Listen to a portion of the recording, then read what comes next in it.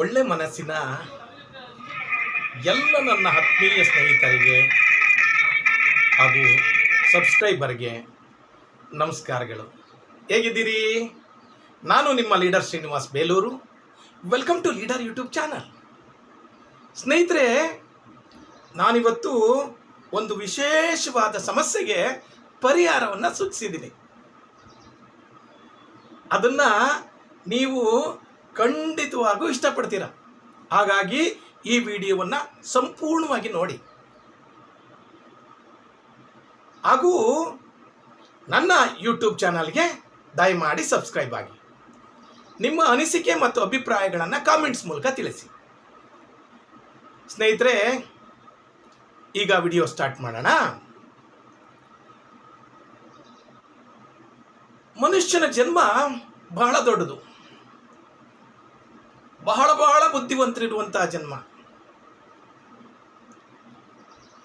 ಈ ಒಂದು ಜೀವನದಲ್ಲಿ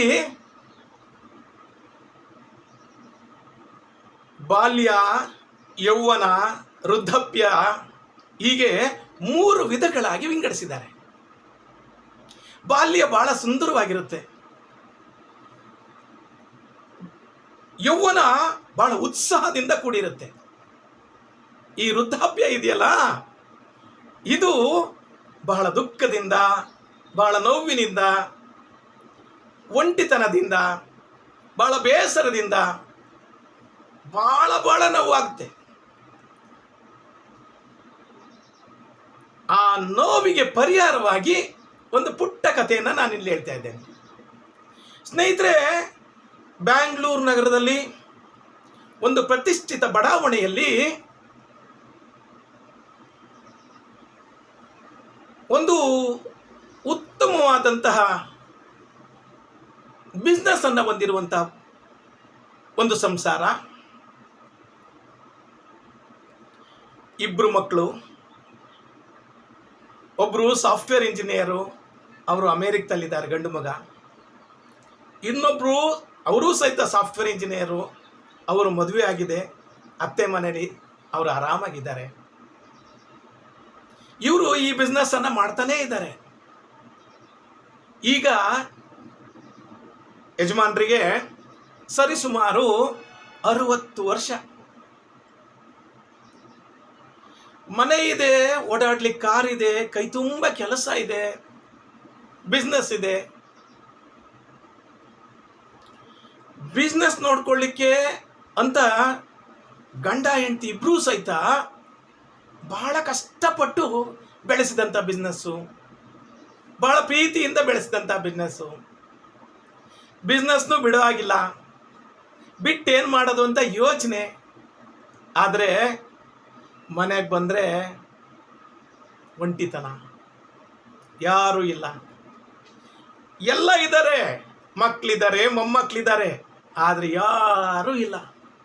ಕಾರಿದೆ, ಬಂಗ್ಲೆ ಇದೆ, ಹಣ ಇದೆ, ದುಡಿಮೆ ಇದೆ, ಎಲ್ಲ ಇದೆ, ಆದರೆ ಯಾರೂ ಇಲ್ಲ ಅನ್ನೋ ಅನುಭವ. ಸ್ನೇಹಿತರೆ, ಈ ಒಂಟಿತನ, ಈ ಮನಸ್ಸಿಗಾಗುವಂಥ ದುಃಖವನ್ನು ಅನುಭವಿಸಿದವರಿಗೆ ಮಾತ್ರ ಗೊತ್ತು. ಬಹಳ ನೋವಾಗುತ್ತೆ. ಈ ಜೀವನ ಸಾಕಾಗೋಗಿದೆ ಅನಿಸುತ್ತೆ. ಬೆಳಿಗ್ಗೆ 7 ಗಂಟೆಗೆ ಅಂಗಡಿ ಬಾಗಿಲು ತೆಗಿಬೇಕು, ರಾತ್ರಿ 9:30 10 ಗಂಟೆ ಆಗ್ತದೆ ಮನೆಗೆ ಹೋಗೋದಕ್ಕೆ. ಎಲ್ಲ ಚೆನ್ನಾಗಿದೆ ನೋಡೋರ್ ಕಣ್ಣಿಗೆ, ಎಲ್ಲ ಜವಾಬ್ದಾರಿ ಮುಗ್ದಿದೆ ನೋಡೋರ್ ಕಣ್ಣಿಗೆ, ಎಲ್ಲ ಇದೆ ನೋಡೋರ್ ಕಣ್ಣಿಗೆ. ಆದರೆ ಒಳಗಡೆ ಒಂಟಿತನ, ಬೇಜಾರು, ಜೀವನನೇ ಸಾಕಪ್ಪ ಅನಿಸ್ಬಿಟ್ಟಿದೆ. ಆದರೆ ಹೆಂಡತಿಗೆ ಗಂಡ ಹೇಳಾಗಿಲ್ಲ, ಗಂಡನಿಗೆ ಹೆಂಡತಿಯನ್ನು ಹೇಳಾಗಿಲ್ಲ, ಇಬ್ಬರಿಗೂ ಸುಸ್ತಾಗಿ ಹೋಗ್ಬಿಟ್ಟಿದೆ. ಆಗ ಸ್ನೇಹಿತರೆ, ಒಬ್ಬರು ಸ್ವಾಮೀಜಿಯ ನೆನಪಾಗುತ್ತೆ. ಸ್ವಾಮೀಜಿ ಮೊದಲಿಂದಲೂ ಪರಿಚಯ, ಆದರೆ ಈ ಬಿಸ್ನೆಸ್ಸು, ಮಕ್ಕಳು, ಮರಿ, ಮದುವೆ, ಎಜುಕೇಷನ್ನು ಅನ್ನೋದ್ರಿಂದ ಬಹಳಷ್ಟು ಸಮಯ ಆಗಿತ್ತು ಅವರನ್ನು ಭೇಟಿ ಮಾಡಿ. ಆಗ ಇವ್ರಿಗೆ ಅನಿಸುತ್ತೆ, ಸ್ವಾಮೀಜಿನ ಒಂದು ಸರಿ ಭೇಟಿ ಮಾಡಿಬಿಡೋಣ, ನನ್ನ ಸಮಸ್ಯೆನ ಅವ್ರ ಹತ್ರ ಹೇಳ್ಬಿಡೋಣ, ಹೇಳ್ಕೊಂಡು ಬಿಡೋಣ, ಒಂದು ಪರಿಹಾರ ಕೊಡ್ತಾರೆ. ಬಿಕಾಸ್ ಆ ಸ್ವಾಮೀಜಿ ಇವರಿಗೆ ಬಹಳ ಪರಿಚಿತರು, ಇವ್ರ ಅಪ್ಪಾಜಿ ಕಾಲದಿಂದಲೂ ಪರಿಚಿತರು. ಅವರೇ ಕರೆದ್ರೂ ಸಹಿತ ಇವರು ಅಂಗಡಿ ಬಾಗ್ಲಾಕ್ಬೇಕಾಗತ್ತೆ ಅಂತ ಹೋಗ್ದಲ್ಲೇ ಇರೋಂಥವ್ರು, ದುಡ್ದು ಸಾಕಾಗೋಗ್ಬಿಟ್ಟಿದೆ ಅಂದ್ಕೊಂಡಿರೋ ಅಂತಾರೆ. ಈಗ ಸ್ವಾಮೀಜಿನ ಹುಡುಕೊಂಡು ಮನೆಯವರಿಗೆ ಅಂಗಡಿಲಿರಮ್ಮ ಅಂತ ಹೇಳಿ ಕಾರ್ ತಗೊಂಡು ಮಠಕ್ಕೆ ಹೋಗ್ತಾರೆ. ಸ್ವಾಮೀಜಿಯವ್ರಿಗೆ ಆಶ್ಚರ್ಯ. ಸ್ವಾಮೀಜಿಗೆ ಭಯಭಕ್ತಿಯಿಂದ ನಮಸ್ಕಾರ ಮಾಡಿ ಪಾದಕ್ಕೆ ಶರಣ ಹೇಳಿ ಸ್ವಾಮೀಜಿಯವ್ರಿಗೂ ಖುಷಿ ಆಗ್ತದೆ. ಏನು ಸಮಾಚಾರ, ಹೇಗಿದ್ದೀರಾ ಎಲ್ಲ ವಿಚಾರಿಸ್ತಾರೆ.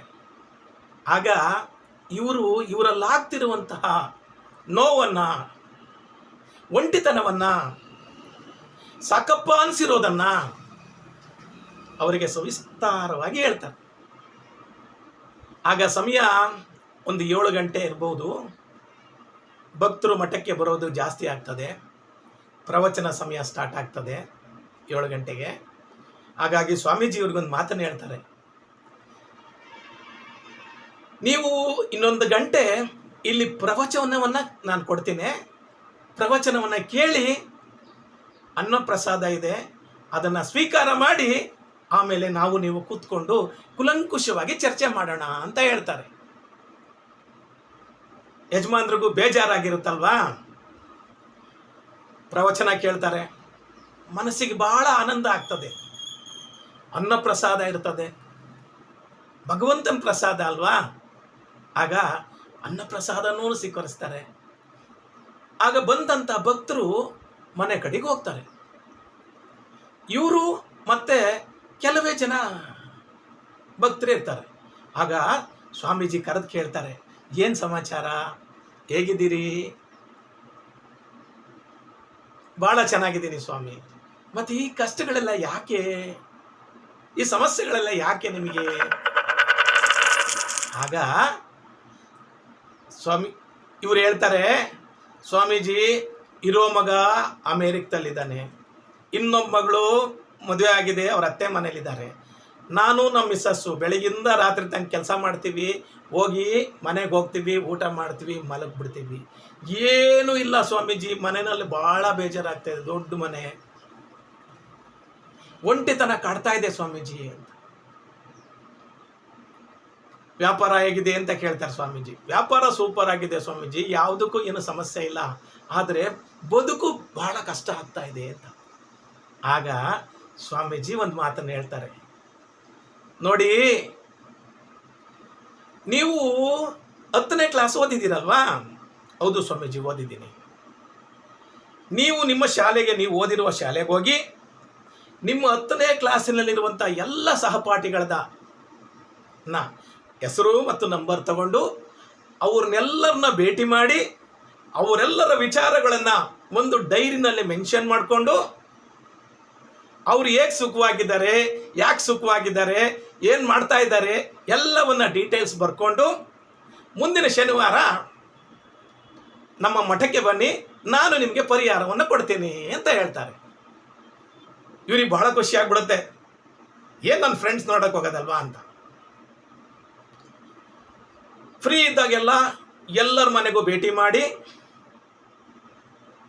ಪರಿಚಯ ಇದ್ದರಿಂದ ಅವರಿಂದ ನಂಬರ್ ತಗೊಂಡು ಶಾಲೆಗೆ ಹೋಗಿ ಅವರೆಲ್ಲರ ಡೀಟೇಲ್ಸ್ ತಗೊಂಡು 1 ವಾರದಲ್ಲಿ ಎಲ್ಲರನ್ನ ಅಂಕಿಅಂಶಗಳನ್ನು ತಗೊಳ್ತಾರೆ.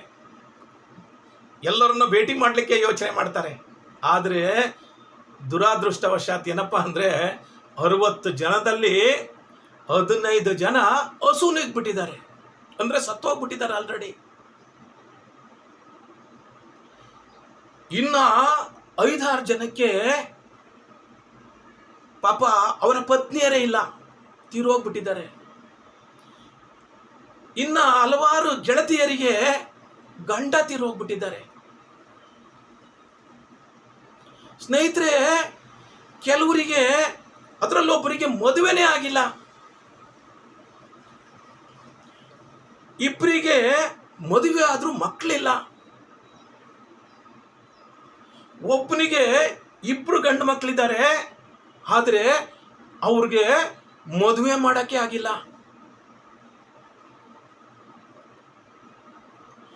ಇನ್ನೆಲ್ಲರೂ ಸಹಿತ ಅಲ್ಲಿ ವಯಸ್ಸಾಗ್ಬಿಟ್ಟಿದ್ದಾರೆ ನಂಗೆ ಆಗ್ಬಿಟ್ಟಿದ್ದಾರೆ. ಒಂದು 10-12 ಜನಕ್ಕೆ ಡಯಾಬಿಟಿಸು, ದಿನ ಪೇಷಂಟು, ದಿನ ಆಸ್ಪತ್ರೆಗೆ ಹೋಗ್ತಾ ಇದ್ದೀನಿ ಕಣೋ ಅಂತಾರೆ. ಇದನ್ನೆಲ್ಲವನ್ನ ಇವರು ಡೈರಿನಲ್ಲಿ ಮೆನ್ಷನ್ ಮಾಡಿ ನೋಡಿದಾಗ ಗೊತ್ತಾಗಿ ಸತ್ಯ ಏನಪ್ಪ ಅಂತಂದ್ರೆ, ನಾನೊಬ್ಬನೇ ಇಲ್ಲ ಪ್ರಪಂಚದಲ್ಲಿ ಒಂಟಿಯಾಗಿ. ಅದಕ್ಕಿಂತ ವಿಶೇಷ ಏನಪ್ಪ ಅಂತಂದ್ರೆ, ಬಹಳಷ್ಟು ಜನಕ್ಕೆ ಮಕ್ಕಳಿದ್ದಾರೆ, ಊರಲ್ಲೇ ಇದ್ದಾರೆ, ಪಕ್ಕದ ಮನೆಯಲ್ಲೇ ಇದ್ದಾರೆ, ಇವರನ್ನ ಬೇರೆ ಮಾಡಿಬಿಟ್ಟಿದ್ದಾರೆ. ಬದುಕಲಿಕ್ಕೆ ಕಷ್ಟ ಇದೆ, ದುಡಿಯೋಕ್ಕೆ ಆಗ್ತಾ ಇಲ್ಲ, ಬದುಕದೇ ಕಷ್ಟ ಆಗ್ಬಿಟ್ಟಿದೆ, ಬೇರೆ ಆಗ್ಬಿಟ್ಟಿದ್ದಾರೆ. ಗಂಡ ಹೆಂಡತಿ ಇಬ್ಬರೇ ಊಟ ಮಾಡ್ಕೋಬೇಕು, ಸರ್ಕಾರದ ಅಕ್ಕಿ ತಂದು ಊಟ ಮಾಡಬೇಕು, ಆ ಒಂದು ಕಷ್ಟ ಸ್ಥಿತಿಲಿದ್ದಾರೆ. ಇದನ್ನೆಲ್ಲ ಡೈರಿನಲ್ಲಿ ಮೇಂಟೈನ್ ಮಾಡ್ತಾ ಮಾಡ್ತಾ ಮಾಡ್ತಾ ಮಾಡ್ತಾ ಮಾಡ್ತಾ ಇವರು ಶನಿವಾರ ಸ್ವಾಮೀಜಿ ಹತ್ರ ಬರ್ತಾರೆ. ಸ್ವಾಮೀಜಿ ಅದೇ ರೀತಿ ಯಥಾ ಪ್ರಕಾರ ಪ್ರವಚನ ಕೇಳಿದ್ವಿ ಸ್ವಾಮೀಜಿ, ಪ್ರಸಾದ ಆಯ್ತಾ? ಆಯಿತು ಸ್ವಾಮೀಜಿ, ಬನ್ನಿ ಕೂತ್ಕೊಂಡು ಮಾತಾಡೋಣ. ಸರಿ ಸ್ವಾಮೀಜಿ, ನೀವು ಹೇಳಿದ ಕೆಲಸ ಎಲ್ಲ ಮಾಡಿದೆ, ಎಲ್ಲರ ಡೀಟೇಲ್ಸ್ನು ಬರ್ಕೊಂಬಂದಿದ್ದೀನಿ, ತಗೊಳ್ಳಿ ಅಂತ ಡೈರಿ ಕೊಡ್ತಾರೆ. ಆಗ ಸ್ವಾಮೀಜಿ ಒಂದು ಮಾತನ್ನು ಹೇಳ್ತಾರೆ, ಇದು ನನಗೆ ಕೊಡಬೇಕಾದ ಡೈರಿ ಅಲ್ಲ, ನೀವೇ ಇನ್ನೊಂದು ಸರಿ ಕ್ಲೀನಾಗಿ ಇನ್ನೊಮ್ಮೆ ಮತ್ತೊಮ್ಮೆ ಮಗದೊಮ್ಮೆ ಓದಿ ಕ್ಲೀನಾಗಿ ಅಂತ ಹೇಳ್ತಾರೆ. ಆಗ ಇವ್ರಿಗೆ ಅರ್ಥ ಆಗ್ತದೆ, ಪ್ರಪಂಚದಲ್ಲಿ ನೀವೊಬ್ಬರೇ ಒಂಟಿಯಲ್ಲ, ನಿಮ್ಮೊಬ್ಬರಿಗೆ ನೋವಿಲ್ಲ, ಪ್ರಪಂಚದಲ್ಲಿ ಎಲ್ಲರೂ ಸಹಿತ ದುಃಖದಲ್ಲೇ ಇದ್ದಾರೆ ಅಂತ ಇವರು ಹೇಳ್ತಾರೆ. ಆಗ ಸ್ವಾಮೀಜಿ ಒಂದು ಮಾತನ್ನು ಹೇಳ್ತಾರೆ, ಯಜಮಾನ್ರೇ, ನಿಮಗೆ ಎಲ್ಲ ಇದೆ, ಮನಸ್ಸಿನಲ್ಲಿ ದುಃಖ ಇದೆ, ಮನಸ್ಸಿನಲ್ಲಿ ಒಂಟಿತನ ಕಾಡ್ತಾ ಇದೆ, ನನಗೆ ಯಾರೂ ಇಲ್ಲ, ಏನೂ ಇಲ್ಲ. ಸ್ವಾಮೀಜಿ ಹೇಳಿದ್ದು, ನನಗೆ ಮಕ್ಕಳಿಲ್ಲ, ಹೆಂಡತಿ ಇಲ್ಲ, ಮನೆ ಇಲ್ಲ, ಮಠ ಇಲ್ಲ, ಆದಾಯ ಇಲ್ಲ, ಆದರೂ ನಾನು ಸುಖವಾಗಿದ್ದೀನಿ. ಆಗ ಇವರಿಗನ್ಸುತ್ತೆ, ಏನು ಮಾಡ್ಬೇಕು ಸ್ವಾಮಿ? ಇರೋ ಒಂದು ವ್ಯವಸ್ಥೆನಲ್ಲಿ ಭಗವಂತನ ಜ್ಞಾನ ಮಾಡಿಕೊಂಡು ಮಾಡೋ ಕೆಲಸನ ಮಾಡಿಕೊಂಡು ಆನಂದವನ್ನು ಅನುಭವಿಸಿ ಅಂತ ಹೇಳ್ತಾರೆ. ಇದು ನಿಜವಾದಂಥ ಸತ್ಯಕತೆ. ನಿಮ್ಮ ಜೀವನದಲ್ಲೂ ಈ ಎಲ್ಲ ಸಮಸ್ಯೆಗಳಿದ್ರೆ ಅದಕ್ಕೆ ಪರಿಹಾರ ನೀವೇ.